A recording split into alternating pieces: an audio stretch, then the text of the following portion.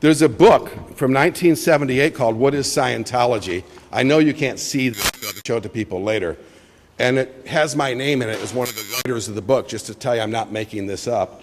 And in there we had the religious ceremonies of Scientology, and we would show stuff to scholars. So they would see stuff that generally we had generated. They didn't get to talk to anybody unless we picked the person and told them what to tell the scholar. So if you show the scholars things like, this is our Sunday service worship, this is our funeral ceremony, this is our marriage ceremony, what are they going to say? You're a religion. So it was intended to deepen that cloaking by making it look like the world, the scholars and intellects of the world are saying Scientology is religion. And an example of this is in 1975 when the flagship was the ship that Hubbard was living on when he basically got kicked out of England, and the top management was, and they decided they had to go to shore for a number of reasons. They just couldn't keep going on the ship. They were losing ports. They didn't have that much space. So they went into Clearwater, Florida. Well, I'm not going to go into dissertation about just awful lies that were done and dirty tricks that were done in Clearwater, Florida. But one point that has to do with scholars. We applied for tax exemption so that they could charge money for services, sales tax. In Florida, like in many areas that have a sales tax, you either have to have a dealer's license, which means you're a dealer, you sell something, you pay sales taxes, like cigarettes or whatever, or you have to have what's called a consumer certificate of exemption, and that means that you're a religion or otherwise nonprofit and you don't have to collect sales taxes. So under Hubbard, who was there, they had applied for a consumer certificate of exemption and it was denied. And at the time I was in the United States Guardian's office in Los Angeles. So what we did is I took it over and Hubbard wrote to me and said he was asking me to get this because that's the one way they could be thrown out of Clearwater.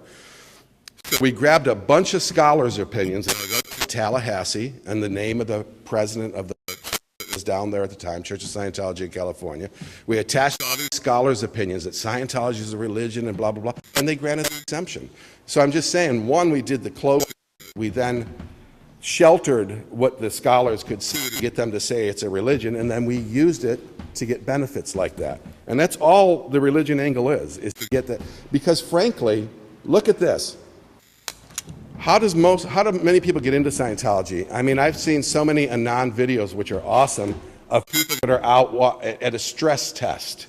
And you go out front of an organization of Scientology and you go on a meter and they determine your stress, and you go take an Oxford capacity analysis mental exam, 200 questions, and then they get an unqualified person who has no training in psychology to tell you what's wrong with your life, that you're mentally depressed or you're this or you're that, and then they sell you Scientology to handle it. Well, if that isn't the practice of psychology, I don't know what is, but there's such cloaking that it's religion that even things like that are overlooked by governments. Okay, skipping past the religious cloaking point, the corporate point. One was to cloak organized Scientology and religion so as to be able to fight back all these laws and not have to apply them, to attack people. So they say, oh, you're interfering with religion. There's a wonderful young man in Anon in Boston right now that's had 4 criminal charges filed on him. 2 were filed on him, which are totally phony. I know the guy is one of the nicest people you'd ever want to know. He's not a criminal. They just filed a new one on him a couple weeks ago, and it says, get this, interference with a church doing the religious worship of God. Well, other than the fact that Scientology is not a religion, other than the fact that it doesn't worship, and other than the fact that it doesn't believe in God, he did really interfere with that. But they'll throw up all that stuff, not only to defend themselves against those laws, but to attack you if you're attacking them. And they've gotten away with it in a lot of ways, and we're hoping to stop them from getting away with it anymore, starting with him.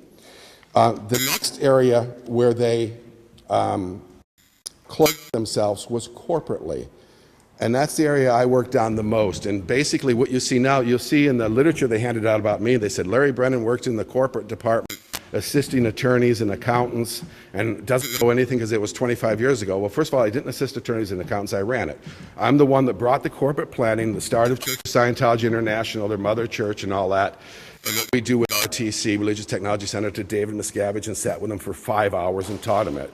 So I'm real familiar with what they did it and why they did it. And the bottom line is, all of that stuff about RTC grants the trademarks and the Church of Scientology International has ecclesiastical authority over Germany but not legal authority is nonsense.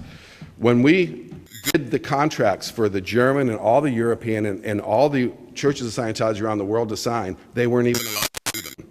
When we appointed their board, when we got their boards of directors and officers appointed, we got undated resignations that are held by David Miscavige's area in the United States. It's a complete and total front.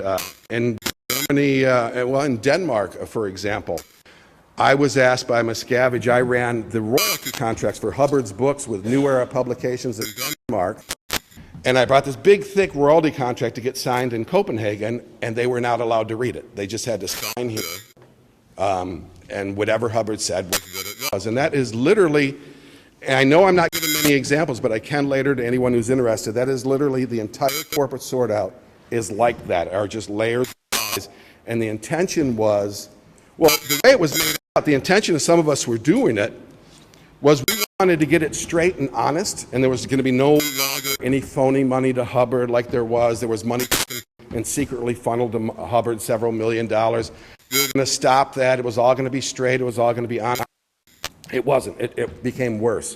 In 1982 alone, if you read legal depositions of Homer Schomer in the Julie Christopherson Tichborne case, you'll see $40 million was funneled to Hubbard in 1982 alone from the church coffers through Liberian corporations in Canada and all that. And it was money that was abused out of mission holders and all that. It got worse after the corporate sort out. And the corporate sort out we thought was going to straighten it all out. It just made it possible for people like David Miscavige to hide. If you try to hide behind all these corporate veils and all this religious cloaking, but that's all there was to it. It was to hide. It was used to hide the people who are really in control, to make it look like you can't get to them legally. Like if something horrible happens here in Germany, you can't get to the U.S. because they're not legally responsible. Whereas they actually run Germany completely, hold unneeded resignations, etc.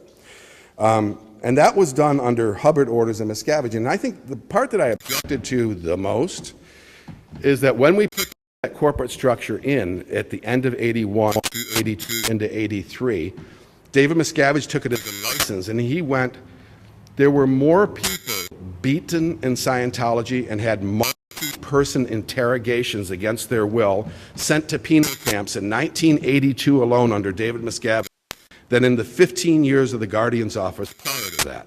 That's how horrible it became after that corporate sort out. And he went to those same missions, you know, the ones I read that Hubbard order on how to make money on it. Well, one thing you don't know is that those missions had about a starter package of thousands of dollars of books, many thousands, and Hubbard got royalties on all of them. But the other piece of the puzzle is that 3 years later, that was a 1979 order, in 1982, Miscavige funneled $40 million, mostly from those mission holders who he had abused and beaten and had under multiple person interrogations to get money out of them, to Hubbard. That's how bad it is. I will tell you that as part of lying on it, Miscavige in the 1990s did declarations in a couple of cases, the Fishman case with the Church of Scientology International and the Church of Scientology of California versus Wallersheim case. And in it, he denied that he was ever involved in the running of Scientology back then. He doesn't order the church executives. He said he and Hubbard weren't involved in the corporate out or the cloaking. They're complete lies. There are 40-some pages of perjury just in what he said. And like, for example, a real simple example, he said in an affidavit in the Wallersheim case, I was in talking about the corporate restructuring of 81 and 82. I was not involved in that restructuring, but I am aware of the events that led up to it. So he's trying to say, you can't sue me for what they did, right? Then, on their own religious technology center, this is not me talking, it said about David Miscavige, this is 10 years later, right? Obviously, they forgot about the affidavit. Here's a quote from the Religious Technology Center webpage on David Miscavige. Mr. David worked tirelessly to protect the religion. The early 1980s reorganization of church corporate and management structures, which has given the religion years of sustained growth and stable leadership. So on an affidavit in court, he said I was not involved with it. On his PR page 10 years later on RTC